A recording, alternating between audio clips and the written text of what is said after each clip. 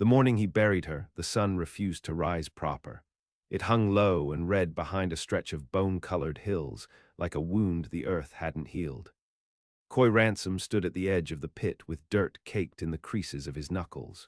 His hands, so used to swinging a saddle or cradling a rifle, trembled like a drunkard's. Anna was under 6 feet of dust. Coy had dug the grave himself with an old spade and a pickaxe whose handle cracked with every strike. He didn't want the preacher, didn't want the town women with their cold biscuits and lukewarm comfort. He wanted silence, the kind you get only after a scream. She was 29. She survived the cholera, the cattle raid, the dry year, but not the child. Coy had named their son Elijah, but the boy never drew a breath. Anna bled out with her lips parted like she meant to say something and couldn't. By midday, Coy burned the cabin down.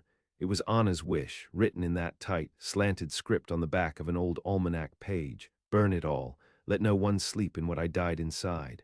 The fire took hold quick, greedy. Flames licked through the walls, then the rafters, then the porch where they used to drink coffee and watch for coyotes. He stood back with his hat off, eyes dry. That place had been their hope, the last acre of a life they built from scratch.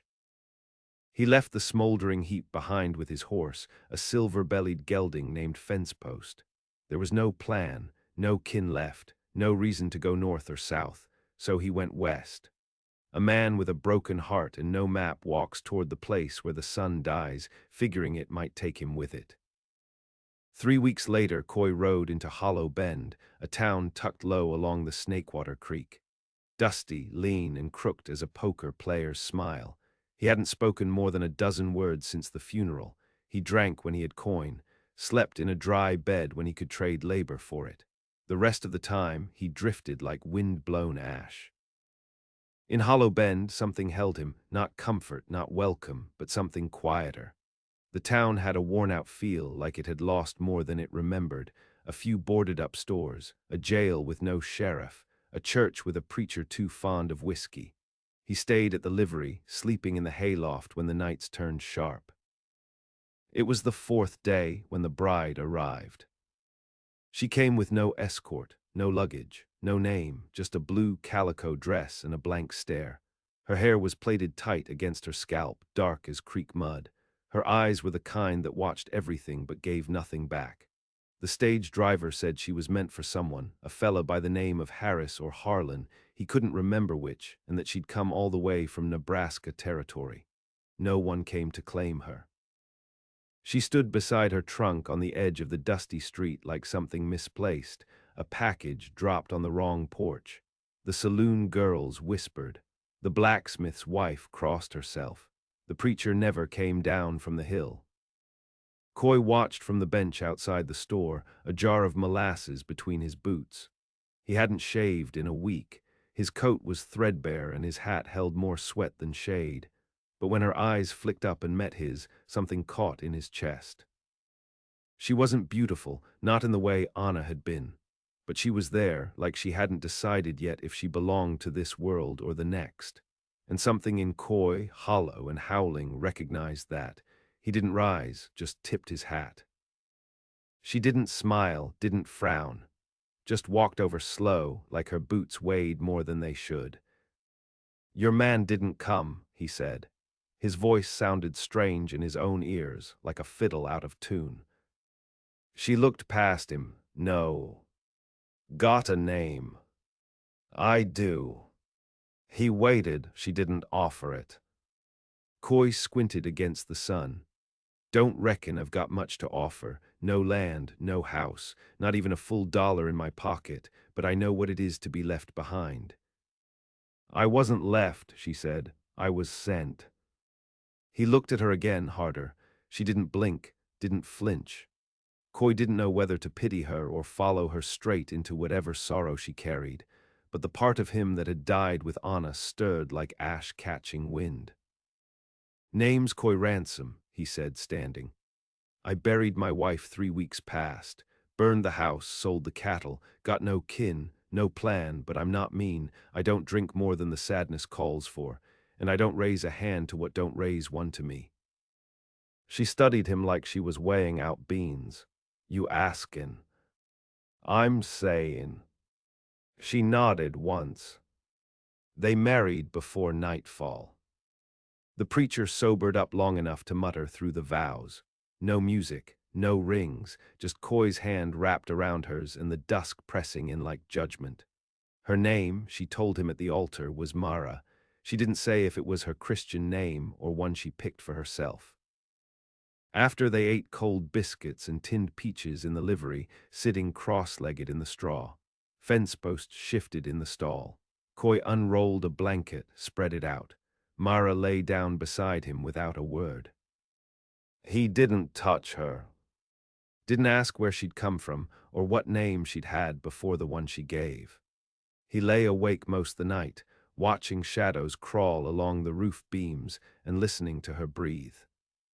In the hours before dawn, she turned to him. "I can't give you children," she said.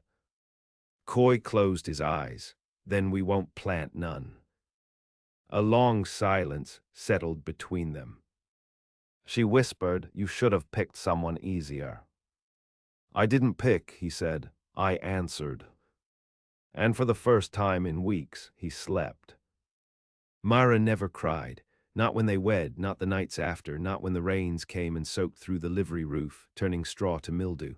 Coy watched for it, some crack, some grief rising to the surface, but she held herself tighter than bark to a dead tree. She kept her silence close, woke before dawn, washed at the pump out back with a rag and cold water, spoke only when needed. Coy didn't press. A man who has buried a wife knows better than to dig at ghosts still walking. By the end of the first week, she had cleaned the corner of the loft where they slept, swept it with a borrowed broom, laid out a patchwork quilt she'd pulled from her trunk. She stitched a tear in Coy's coat without being asked, her needle fast and quiet. She cooked what little they had, beans mostly, or salt pork and cornbread scraps. Her hands never lingered, her eyes never wandered. In town, they were a curiosity. "Girls touched," said Mrs. Grieving, owner of the dry goods. "Could be a whore," whispered the barkeep to the deputy, "run from something." "Looks like she killed a man and forgot to bury him," laughed one of the drovers. Coy heard it all. He didn't answer. Didn't know hollow bend a damn thing. He'd ridden farther from worse. Then came the knife. It happened on a Thursday, just past sundown. Coy was out back splitting logs behind the cooper's shop for a few coins and supper, his shoulders slick with sweat. When he came back to the loft, he found the trapdoor open and one of the stock boys bleeding from the ear, crawling down the ladder like a busted dog. Mara stood above him, her skirt torn at the hem, a paring knife in her hand. The blade glinted wet. Coy didn't ask, he didn't need to. He dragged the boy by the collar, dumped him into the street in front of the store, and told the crowd that gathered, "He won't be walking upright for a spell. You want more details, I'll carve him into your ribcage." No one spoke after that. Back in the loft, Mara sat with her hands in her lap. The knife rested beside her, wiped clean on a rag. "You all right?" he asked. She nodded. "Did he touch you?" She shook her head, tried, didn't get far. Coy squatted in front of her, took her wrist gently. Her pulse thumped fast and hard. He said nothing else, just sat with her as the night deepened, fence post nickered below. Mara finally spoke. "He thought I was bought." Coy looked at her. "You ain't." "I know." He watched her face shift, some shudder lifting for half a breath, not trust, but something near it. She stared at the floorboards as though reading a past that wouldn't let itself be forgotten. "I was promised to a man named Crail," she said. "He sent coin for the journey, not the girl, told my kin I was going west to marry, didn't say what kind of man he was." Coy waited. "Found out in Ogallala. Woman there told me he beat his first wife to death in a shed. They never buried her proper, just put lime down and moved the pigs over her." Coy's hands clenched slowly, jaw tightening. "I got off the stage before the last stop," she said. "Changed the ticket name, burned the letter, got on a second coach to Hollow Bend. I was never meant for here.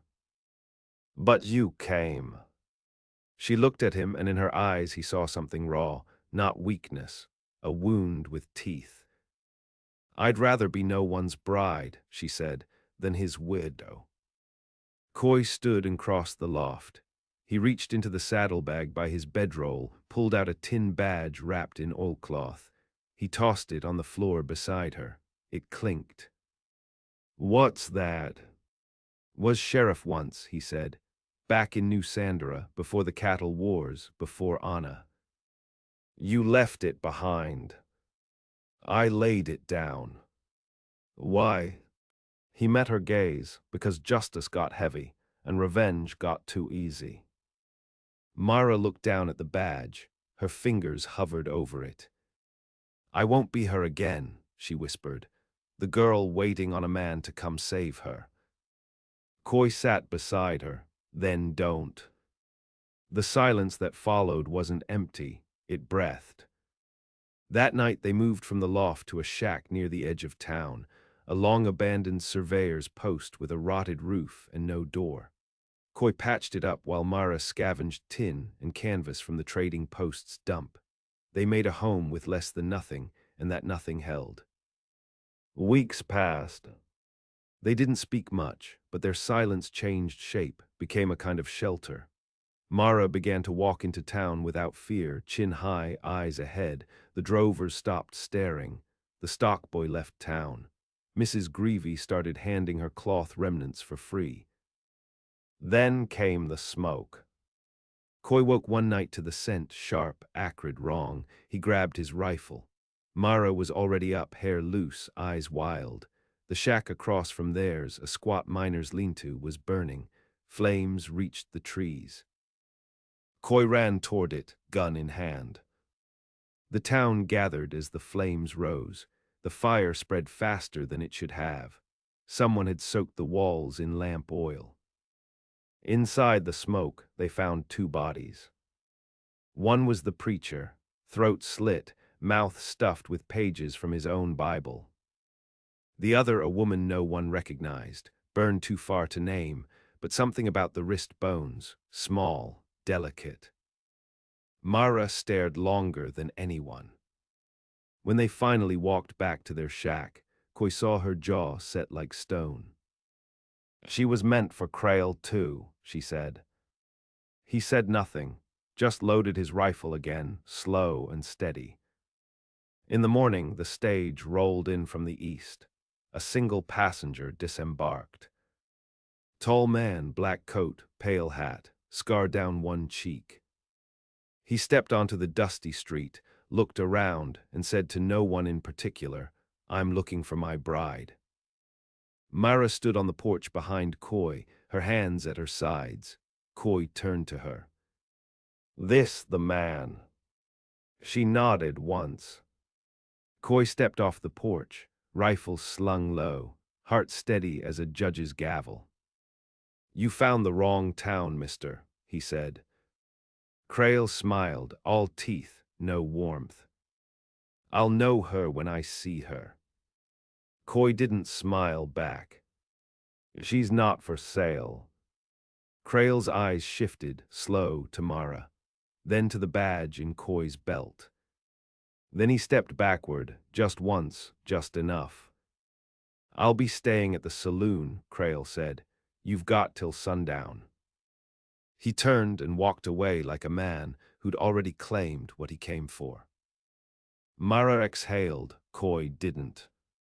You're gonna kill him, she said. No, Coy answered, watching the dust settle behind Crail's boots. We are. Crail didn't drink. He sat in the saloon from noon to near dusk and never touched the whiskey glass left sweating in front of him, just stared through the mirror behind the bar, watching the room without turning. His hands stayed folded, but his eyes never did. Pale gray, flat as sheet metal. A man like that didn't flinch when trouble walked in. He brought it with him, wrapped in black wool and the stench of violence long past. Mara didn't hide. She washed her face, braided her hair, and went to the pump to scrub Coy's shirt like it mattered. Then she swept the shack, laid a small knife beneath the mattress, and sat by the window with the sun behind her, waiting, not cowering. Coy watched her like a man measuring weather. He knew storms when he saw them, and Mara was one, coiled tight. They didn't talk about plans, not like most folks would. There was no argument, no strategy drawn in the dirt with a stick, just understanding. The kind forged from loss and lit by fire. By mid-afternoon, the town felt split. Half of Hollow Bend circled the saloon like buzzards, drawn to the scent of something bloody to come. The other half stayed behind shutters, watching shadows grow long. There was no law anymore. No sheriff but the man who'd stopped wearing a badge and the woman who never needed one. Crail came out at sunset. He walked slow, like he wanted everyone to see, a dueling pistol in a shoulder holster, a second at his hip. He moved like a man who thought no one had ever been faster. He stopped in front of Coy and Mara's shack, boots crunching the gravel. "You made your choice," he called. Coy stepped out, rifle slung across his back, hands empty. "We made it for you," he said. Crail laughed once, sharp and ugly. "I paid for her," he said. "She's mine." Mara stepped out behind Coy, coat buttoned, hands gloved. "I'm not," she said. Crail's hand twitched. Coy saw it. But it was Mara who moved first. The knife she'd tucked in her glove was in the air before Crail's pistol cleared leather. She threw underhand, fast and low. It sliced his thigh, not deep, but enough to stagger him. Coy advanced 3 paces, drew the rifle, and shouted. "Don't!" Crail froze, gun half raised, teeth bared. "Drop it." "You wouldn't," Crail hissed. "You're a lawman, or was." "I buried law with my wife," Coy said. "What you get is justice." He fired. Not to kill, not yet. The bullet clipped Crail's shoulder, spinning him sideways. He hit the dirt, rolled, and came up bloody. Mara was already there. She kicked the pistol from his hand, planted her boot on his chest, and leaned down slow. "I know what you are," she said, "and I know what you've done." "I gave you coin," he gasped. "You gave it to my brother," she said. "He used it for whiskey, said I was too wild to keep anyhow." Her voice was steady, cold as river stone. "I was 15 when you picked me. I'm 20 now, I'm not yours." Crail looked up at her. "Then what are you?" She glanced back at Coy, who stood with the rifle low, watching. Then she looked back down. "I'm the woman who buries the past," she said, "and you're 6 feet of it." She pulled the second knife from her coat. Coy didn't move, neither did the crowd that had formed behind the wagons and porch railings. Everyone breathing felt the shift, like the town itself had finally stopped trembling. Mara didn't kill him there. She walked away. Left him bleeding in the dust, both guns taken, pride gutted. Coy picked up the pistols and tossed them into the well near the Coopers. They hit the water with a flat splash. By nightfall, Crail had crawled to the edge of town. A wagon took him east the next morning, shoulder wrapped, thigh stitched. No one asked where he'd go. No one cared. After that, Hollow Bend changed. Not loud, not fast, but deep, like water carving rock. Mara opened a room behind the trading post where she stitched things, clothes, wounds, broken pride. Women came first, then children, then men with apologies behind their teeth. She spoke little, smiled even less, but people began to nod when she passed. Coy started carrying the rifle again. He never put the badge back on, but he wore a look that made folks remember it. They planted a small garden behind the shack, turnips, beans, and carrots. Mara found comfort in rose and soil. Coy found it in her silence. They didn't speak of the day Crail came. They didn't need to. One night a woman came to the door, dark-skinned, limping, with a scar that split her lip.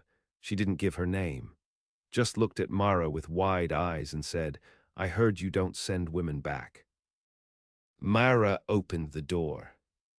Coy watched from the porch, and the quiet between them grew into something new. Not love, not yet, but something shaped like it. Spring dragged its heels through Hollow Bend that year. Frost lingered in the creek beds long past planting time, and a blight took half the potato starts Mara had laid by hand. Coy strung wire fence between weathered posts while the wind gnawed his knuckles raw. The town breathed slow, its bones creaking beneath every sunrise. Mara changed, though not in ways a stranger would see. She walked different, slower, heavier at the heel, as if she'd stopped waiting to be chased. Her hair was longer, often braided over one shoulder with a strip of rawhide tied at the end. She still kept a knife near always, tucked inside her boot or wrapped in cloth near her work basket. But now, when she held it, it was habit, not fear. She spoke more, though sparingly. Coy learned to wait through the silences, learned that the shape of a thing wasn't always in its telling, but in the way a voice broke around it. The woman who'd come to the door, the one with the scar, stayed. Her name was Clemma. She didn't say where she'd come from, only that she had crossed 3 rivers and changed her name twice. Mara made space for her in the shack without a word. Coy built a second room using leftover boards and rust-bitten nails. At night, the women talked in low voices by lantern light, sewing or listening to the wind. Coy sat on the porch, oiling his rifle, watching shadows gather and scatter like birds startled off a field. Peace wasn't a thing he trusted, but it had a feel to it, like the hush before a thunderclap. Beautiful, yes, but borrowed. It didn't last. One morning, the preacher's burned-out church began to whisper. A boy found a shoe near the old altar, half buried in ash. A woman claimed she saw candlelight flicker through the windows after dark. Coy went to look. Nothing there but char, rats, and a pile of rotted hymnals. Still, the air inside was wrong. Thick, sour, as if someone had bled into the wood. Then the girl vanished. Her name was Ruthie March, 11 years old. Last seen feeding chickens behind the Grievy's store, gone before supper. No scream, no trail, just a single feather caught in the chicken wire and a line of bootprints leading east. Coy followed them into the scrub beyond town. Mara followed him. They found the girl 2 miles out, tied to a fence post by her wrists, bruised but alive, mouth stuffed with a rag, her eyes. Coy would never forget that look. Not of pain, but of knowing, like she'd seen something meant for adults and beasts and now couldn't fit back into her own skin. Ruthie couldn't speak for a day. When she did, she said the man had asked if she knew Mara. "Did he say a name?" Coy asked. The girl nodded. He said Redding sends regards. Coy felt something go still inside Mara then. Not fear, not anger, something colder. She rose, walked to the well, dropped her knife in, then came back and packed a satchel. "Who's Redding?" Coy asked. "The man Crail answered to," she said. Coy took his rifle down from the hooks above the door. "You think he'll come himself?" Mara looked up. "He'll send worse." The town stirred uneasily. Coy went door to door that night, speaking soft to those who'd listen. Some locked up and stayed behind curtains. A few packed wagons and left, but most stayed, too stubborn or too poor to run. They remembered how Crail bled in the street, remembered who'd made that happen. 2 nights later, smoke rose again. But this time it wasn't a building, it was a signal fire, out past the ridge. A warning or a promise, Coy couldn't tell. All he knew was that Hollow Bend had become a mark. Mara's past hadn't died in the dirt, it had multiplied. At dawn, 5 riders came. Coy spotted them first from the edge of the bluff, rode back to the shack, said one word, "company," and Mara was already tying her boots. The riders didn't wear uniforms, but they moved like soldiers. precision in the way they fanned out. 4 men, 1 woman, all armed, dust-coated, faces covered with kerchiefs. Their horses were too well fed for wanderers. They stopped in front of the trading post. The woman dismounted, pulled back her scarf, scarred mouth, hard eyes, spoke with a voice like sand over steel. "We want the girl," she said. Coy stepped forward. "Ain't no girls here, only women, you'll get neither. You harboring a fugitive." Coy didn't answer, just glanced toward Mara. Mara stepped out, calm, shoulders square. "You came from Reading," she said. "We came for what's his." Coy tilted his rifle. "She ain't property. She broke contract. Then let him come and claim it." The woman spat. "He doesn't come for scraps, we clean for him." What followed wasn't a standoff, it was a reckoning. Coy didn't shoot first, but he shot second. The first bullet took the trader's sign clean off the post. The second caught one of the riders in the gut. The saloon barkeep fired from a window. Clemma stabbed one of the bastards who made it past the steps. Mara didn't kill with rage. She killed like she was ending something that had needed killing for years. When it was done, 3 of them lay dead in the street. 1 ran. 1 crawled into the ditch and bled out before sundown. Mara wiped her hands with a square of linen, eyes steady. Coy stood beside her, rifle smoke curling up like incense.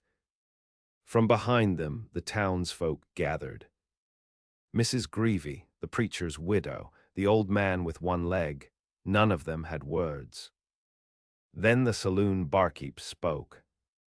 "Think they'll send more?" Mara nodded, yes.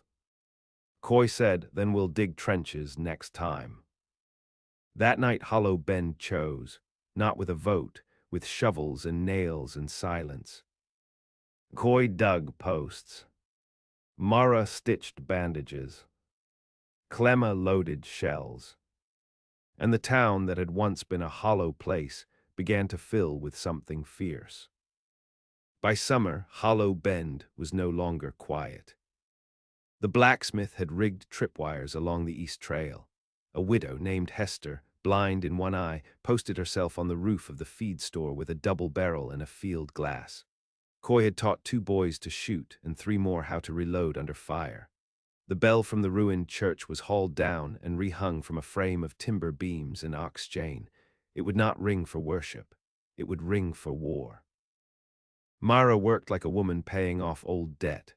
She dug trenches until her fingers blistered, cooked when no one else could, stitched wounds, and taught Clemma how to gut a man in silence. When she wasn't working, she stood at the edge of the bluff, coat whipping in the wind, watching the trail, always waiting. Coy wanted to ask her what Reading had done, but some truths earned silence, not speech. He knew the shape of cruelty, knew how it lingered in the bones long after the bruises faded, and Mara, she carried things he would never name aloud. Still he watched her shoulders at dawn, the way they drew breath, the way her hands never trembled, and something unspoken passed between them, stronger than promises. When the riders came again, they didn't wear dust. They came in black. 7 of them, each with the same iron pin on their coat, a red eye, forged and fire-burnished. Mara went pale when she saw it. "Red Watch," she said. "Reading's private hounds, killers, not collectors." Coy nodded once. "Then they'll die like men." They came at dusk when the light bent low and golden across the sage. First came the whistle, high and distant, like a train that never stopped. Then hoofbeats, measured, no panic in them, just certainty. Coy rang the church bell once. The town took position. They didn't wait this time. There were no warnings, no negotiations, just gunfire. The first shot tore through the Grieving sign. The second shattered the cooper's window. Coy fired from the back of the feed store, dropped a rider clean off his horse. Mara and Clemma moved through the alleys, blades drawn. The town fought not like settlers but like survivors who'd run out of places to run. Mara didn't aim for limbs. She went for throats, arteries, soft places between ribs. She moved without hesitation, a blade in each hand, silent as death. Coy took a bullet through the shoulder but stayed upright. Killed two more before the bleeding made his vision blur. The last man standing was the one who didn't fire. He walked slowly, dressed finer than the others, a long coat brushing the tops of his boots. Gray hair tied back, gloves black as soot. He stopped in the square. Redding. Mara stepped forward. Her boots dragged blood across the dust. Didn't think you'd come, she said. I come when something needs ending, Redding replied. You ended me years ago. He smiled, then what are you now? She pulled the knife from her boot. Justice, she said, without a badge, without a god. She charged. Coy shouted, tried to rise, but the blood held him down. Redding moved fast, pulled a thin dueling pistol from his coat, fired once. It missed. Marrow was faster. She ducked the shot, rolled, came up behind him. Drove the knife through his back, between the shoulder blades, deep enough to kiss the spine. He turned, staggered, mouth full of blood. You're just a girl, he rasped. I was, she said. Then she slit his throat. The sound that followed was not cheering, not relief, it was silence. Not hollow. Full. Of everything they'd lost, and everything they'd fought to keep. Coy found her after, kneeling, breathing hard, her hands shaking finally, the blade slick in her palm. He knelt beside her, touched her shoulder. You done? He asked. She nodded once. That night they buried the bodies in the canyon behind the ridge. No crosses, no prayers, just stones piled high enough to keep the coyotes out. Coy lit a torch and set the last of Redding's coat to flame. Mara watched until nothing was left but smoke. They didn't go back to the shack. They didn't go anywhere. They stood in the dark with the wind in their coats and the world behind them and something new in the space where vengeance used to live. Will it come again? Coy asked. Mara didn't answer for a long while. Then, if it does, it'll find me ready. He turned to her. You're not the girl they sent, he said. You're the one who came back. She looked at him. I know. They held hands, not out of affection, but recognition. Two revenants. Two graves they'd climbed out of. And though love was still far off, maybe not their kind at all, they'd built something stronger between them. A reckoning. A home. Not for the weak, not for the pure, but for the ones who survived what should have ended them. The ones who married before nightfall, not for romance, but for rebirth. And made something righteous out of ruin.